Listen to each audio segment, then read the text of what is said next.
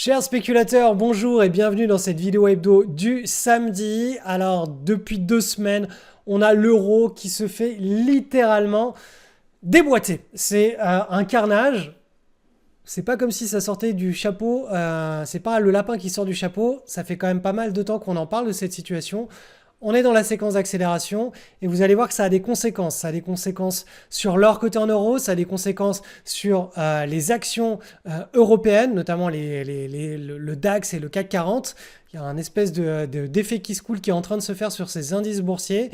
Et vous allez voir aussi derrière que on a le pétrole qui est prêt à nous faire une sortie, un breakout. C'est pas encore fait, hein, mais il est en train la cocotte minute est en train d'être sous pression.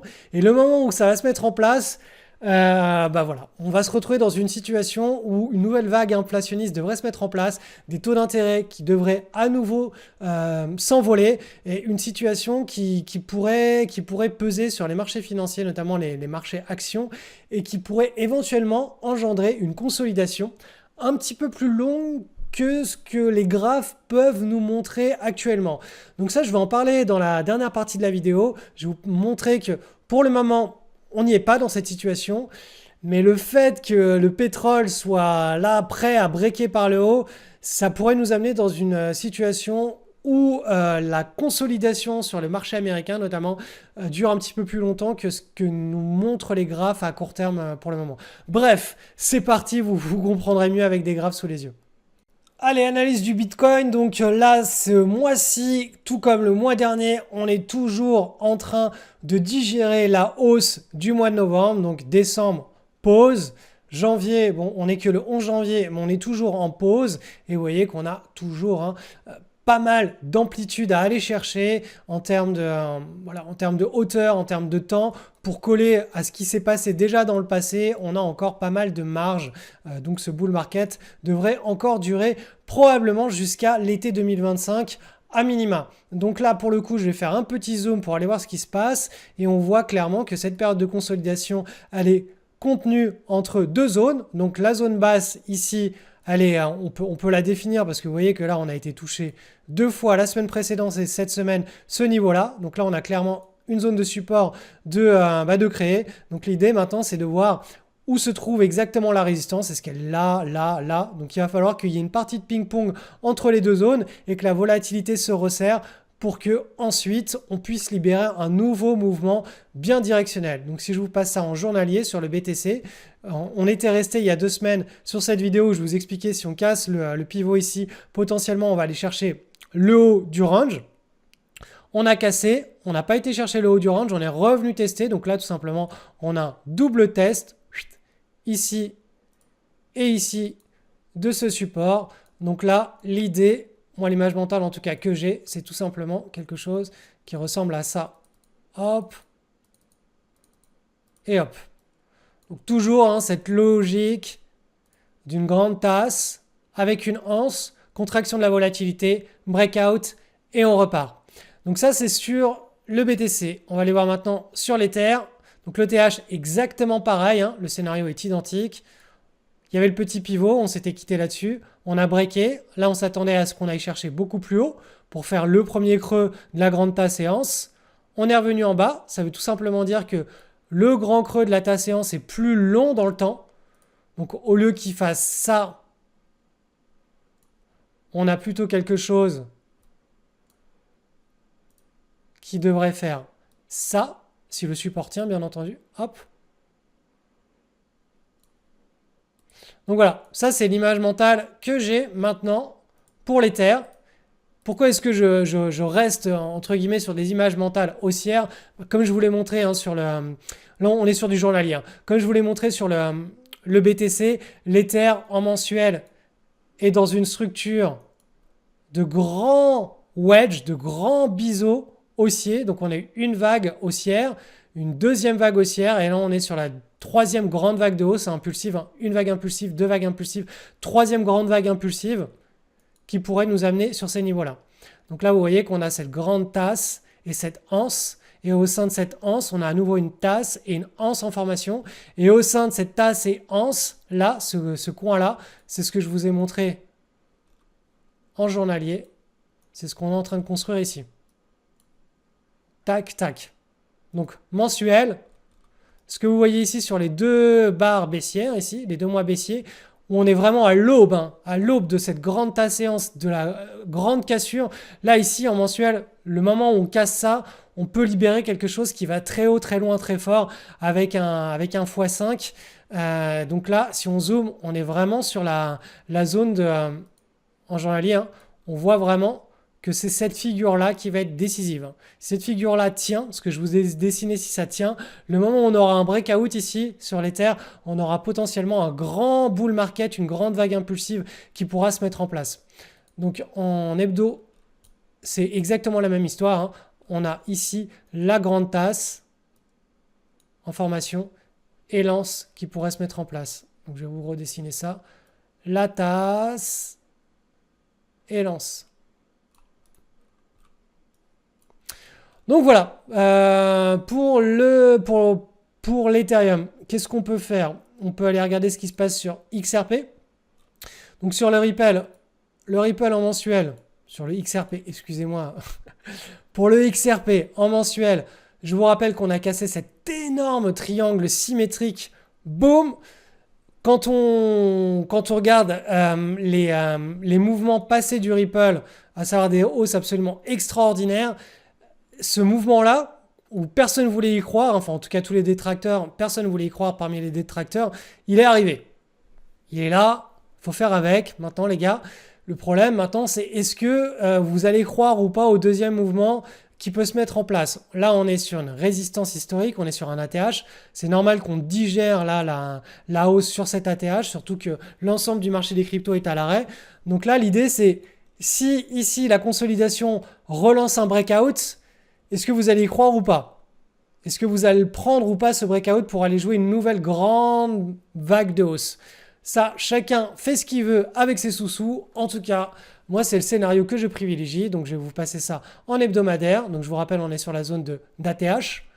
Donc, là, on s'attend à un petit triangle qui est à peu près cette forme-là. On est sur de l'hebdomadaire. Et si je zoome pour voir ce qui se passe ici, donc en journalier, là, j'ai carrément un triangle qui se met en place. Donc ce triangle qui est symétrique, clairement, il a 2 scénarios. Ça, on ne peut pas le savoir à l'avance. Soit il break vers le nord, soit il break vers le sud. Le scénario négatif, s'il break vers le sud, on prend l'amplitude de ce triangle, on la rebalance sur la zone à l'endroit où il devrait breaker et ça nous donne un objectif baissier autour des, on va dire, 1,35, 1,39. Donc 1,35, 1,39, ça fait à peu près... Voilà, cette zone-là. Si on a ça qui se passe, ça voudra simplement dire qu'on a quelque chose qui est un petit peu plus long dans le temps à se mettre en place. Ça, c'est le scénario baissier. Pour le moment, moi, je ne suis pas du tout dessus. Hein. Le momentum est très fort. Le triangle symétrique, de mon point de vue, c'est un triangle symétrique de continuation. Et on voit bien que la volatilité est en train de se tasser sur la fin de ce triangle symétrique. Vous voyez que là, depuis quelques séances, là, on est en train de faire ce qu'on appelle une micro-base. Donc là, si on venait à casser cette zone-là, on pourra avoir une nouvelle séquence d'accélération qui permettent de casser les ATH.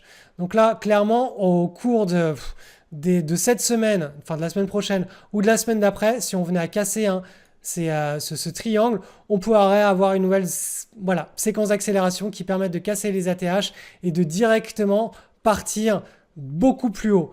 Et à ce moment-là, tout simplement, ce que je vous ai mis en hebdomadaire, qui est un triangle assez long dans le temps, il pourrait être beaucoup plus court que ce qu'on l'imagine.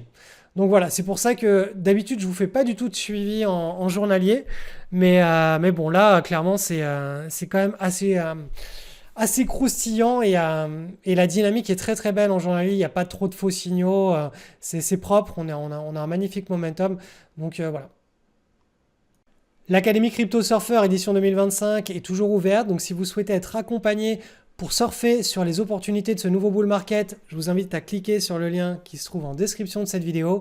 Avec la team, on vous forme, on suit les opportunités au quotidien, on répond à vos questions, on rassure quand il y a besoin de rassurer certains élèves parce qu'il y a de la volatilité. Voilà, c'est en gros la sûreté de ne pas faire d'erreur quand on initie un trade.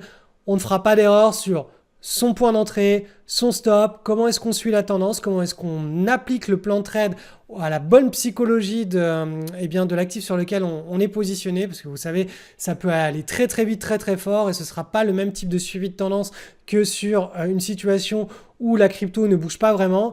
Et pareil, l'idée, c'est aussi d'aller sélectionner des cryptos qui ne sont pas des scams, qui sont suffisamment liquides pour pouvoir rentrer et sortir facilement de position. On va au-delà du top 10 ou du top 20 des cryptos les plus liquides de manière à trouver des belles opportunités. Quand l'alt season va pouvoir déployer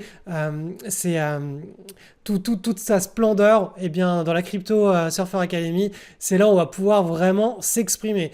Donc là, bien entendu, on est en train de surveiller de très très près certaines majeures. Donc voilà, si vous voulez nous rejoindre dans cette aventure, le lien est en description. Allez, petite analyse de l'euro face au dollar, puisque j'étais parti il y a 2 semaines, on était là, ici. Je vous avais décidé un petit triangle en hebdomadaire, qui est un triangle de temporisation ici, avant la potentielle et probable nouvelle accélération baissière. Ça n'a pas loupé, là, ça fait 2 semaines que boum boum, on repart dans une accélération baissière. Donc je vous rappelle, l'image mentale, elle est assez claire sur l'euro-dollar. Vous voyez, en mensuel, ce graphe, il est très parlant. On a un grand canal baissier, donc je vous ai mis vraiment en gras le haut du canal baissier. On est venu chercher les niveaux du haut du canal baissier, et on avait aussi ce grand triangle, et on n'a jamais réussi à repasser dedans. On est à chaque fois venu taper à de nombreuses reprises cette zone de résistance. Donc on avait une double zone de résistance, celle du grand triangle. Donc ce grand triangle là, qui a été cassé ici par le bas. Et on avait aussi, donc, à savoir la résistance du triangle et la résistance du canal. Donc là, clairement ici, zone de résistance très très forte, quasi impossible à passer. Et puis bien entendu, quand ça commence à repartir vers le sud, en mensuel, on a cassé ici au mois de novembre. Ça veut dire que là, tout simplement, on se retrouve dans un scénario d'accélération baissière. Donc 2025 ne devrait pas être très très joli pour l'euro face au dollar. Je vous rappelle du scénario, j'ai fait plusieurs vidéos dessus, mais l'idée, ça reste quand même, voilà, une baisse depuis les niveaux actuels de l'ordre de moins 15%, sachant que le dollar rémunère bien plus les comptes courants, les dépôts à terme que l'euro. Je vous avais proposé tout simplement un scénario ici, une proposition de tout simplement convertir vos euros en dollars ou une grosse partie de vos euros en dollars.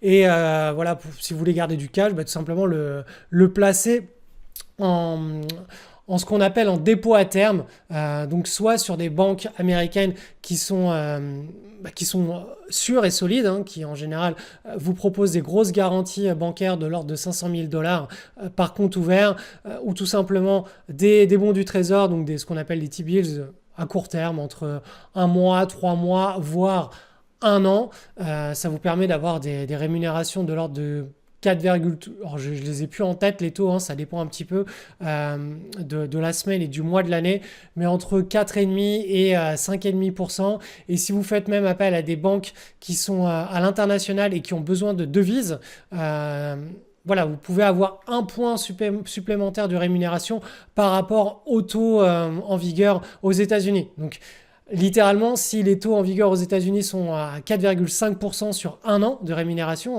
le gouvernement vous rémunère ça pour lui prêter de l'argent à 1 an, et bien les banques à l'international qui ont besoin de dollars, elles vous rémunéreront 1 point de plus. Donc c'est plutôt des choses qui sont sympathiques.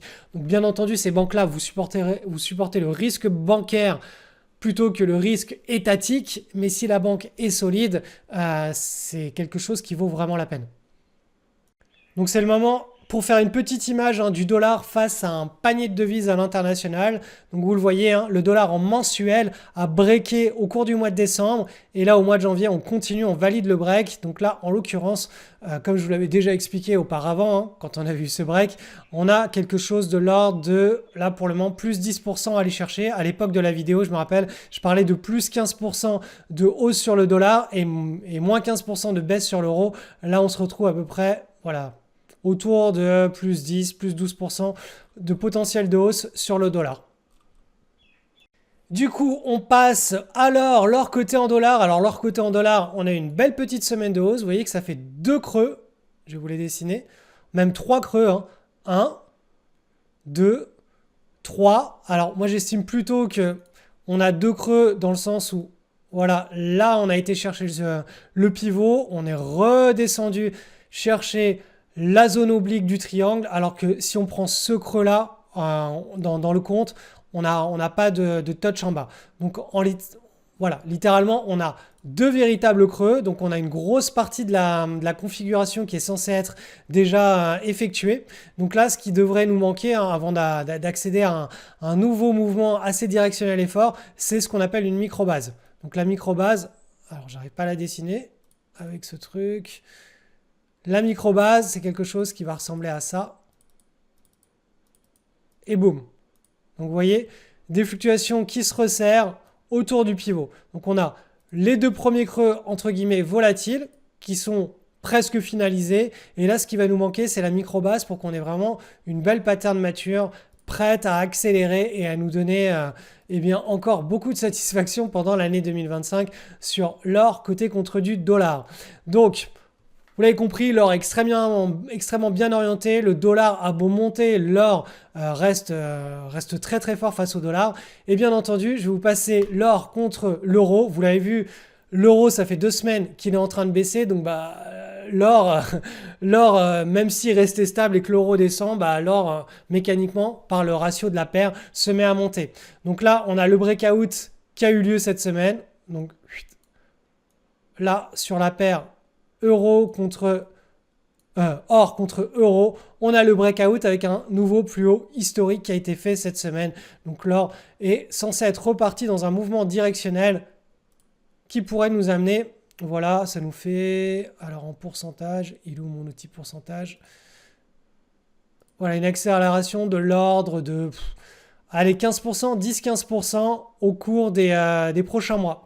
Donc voilà, l'or devrait à nouveau s'apprécier pendant l'année 2025. Ça fait partie des choses à avoir en portefeuille, d'ailleurs en tout temps, mais à surpondérer quand on est dans des périodes où on peut faire du directionnel dessus.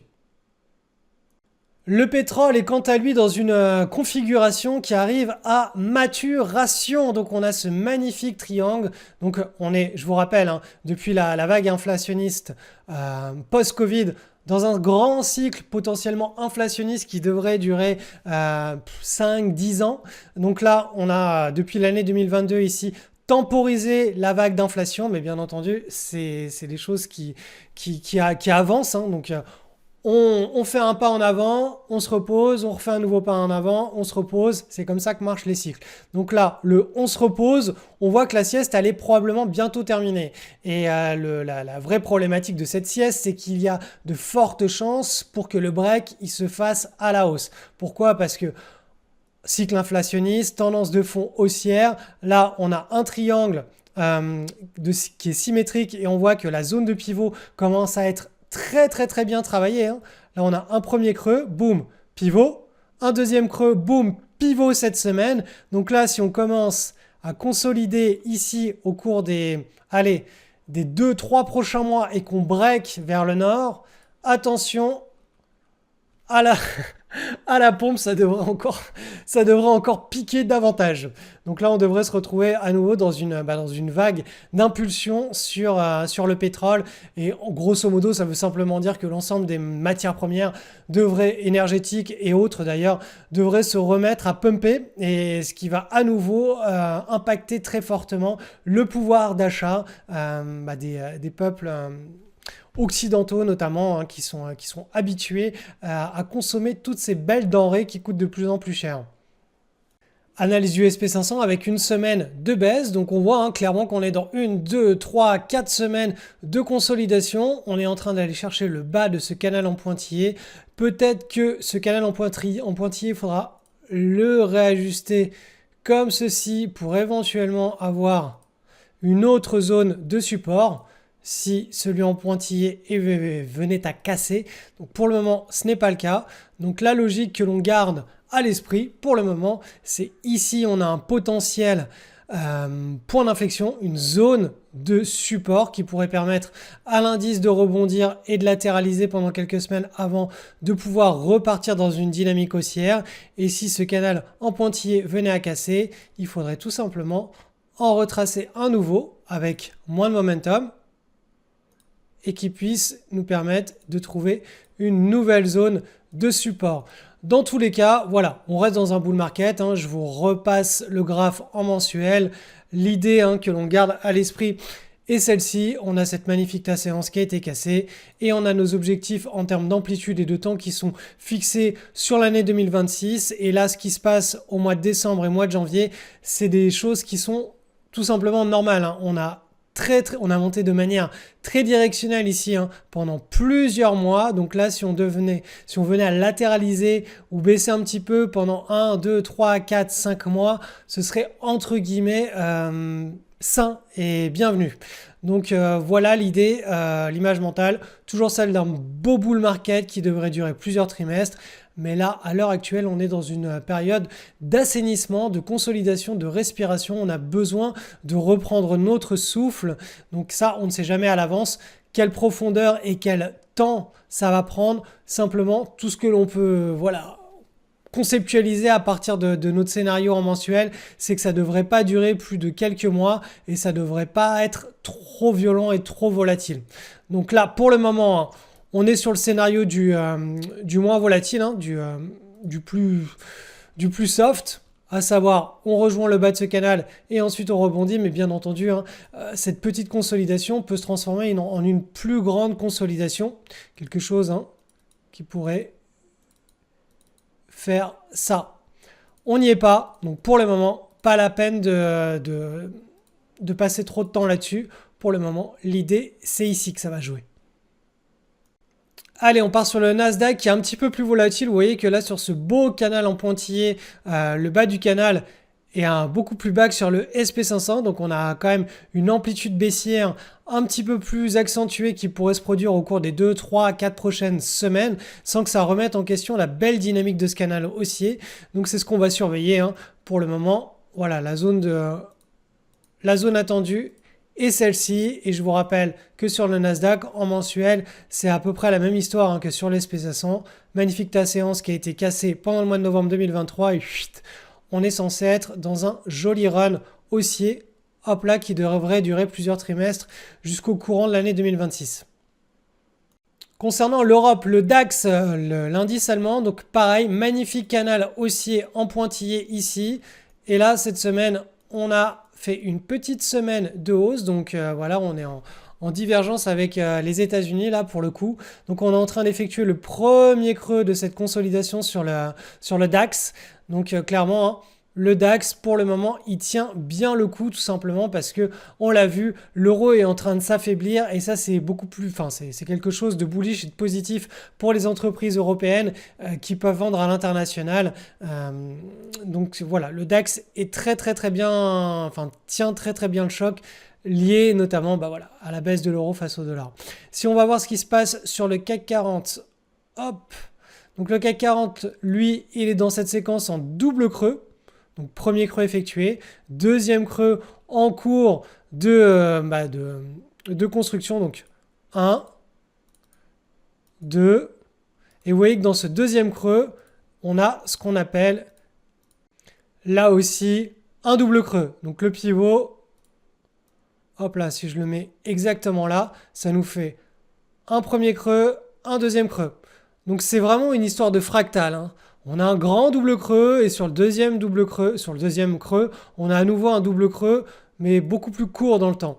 Donc là, l'idée maintenant, ça va être, quand est-ce que ce double creux casse à la hausse. Donc très probablement, au cours des prochaines semaines, on devrait avoir donc ce pivot qui est cassé, ce qui nous permet de rejoindre le gros pivot du grand double creux.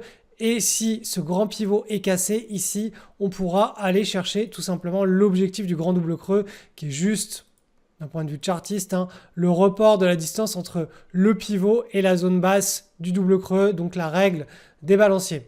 Donc ça, ce serait le premier objectif sur le CAC 40 et ensuite on pourrait pousser un petit peu plus haut, un petit peu plus loin vers le haut de ce grand canal haussier. Et ça, ce serait davantage lié, de mon point de vue, au scénario de chute, d'accélération de la chute de l'euro face au dollar, plus d'une économie française florissante qui arrive à se réinventer et à attirer toute la création de richesse du monde. Non, c'est pas trop le scénario. Le scénario, c'est plutôt le scénario du pire, à savoir l'euro se fait littéralement défoncer au cours de l'année 2025 et du coup, bah, par effet mécanique, hein, les indices européens effectuent un rattrapage.